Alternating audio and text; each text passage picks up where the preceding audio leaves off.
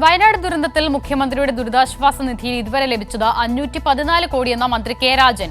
കേന്ദ്ര സഹായം ഇതുവരെ ലഭ്യമായിട്ടില്ല. ഇതിനായുള്ള പരിശ്രമം തുടരുകയാണ്. ചട്ടം 300 പ്രകാരമുള്ള പ്രസ്താവനയിൽ മുഖ്യമന്ത്രിക്ക് വേണ്ടി മറുപടി പറയുകയായിരുന്നു മന്ത്രി കെ രാജൻ.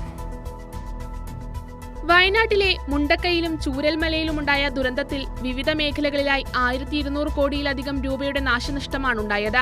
സംസ്ഥാന ദുരന്ത പ്രതികരണ നിധിയിലേക്ക് അധിക സഹായം അനുവദിക്കണമെന്നാവശ്യപ്പെട്ട് കേന്ദ്ര സർക്കാരിന് നിവേദനം നൽകുകയും പ്രധാനമന്ത്രിയെ നേരിൽ കണ്ട് ഒരിക്കൽ കൂടി സഹായം അഭ്യർത്ഥിക്കുകയും ചെയ്തിട്ടുണ്ട്.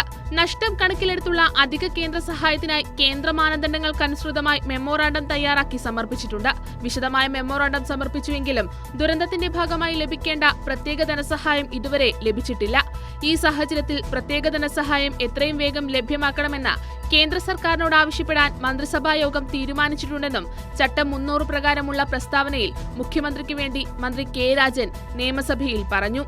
ദുരന്തത്തിന് ശേഷം ഇതുവരെ 514.14 കോടി രൂപ ദുരിതാശ്വാസ നിധിയിലേക്ക് സംഭാവനയായി ലഭിച്ചിട്ടുണ്ട്.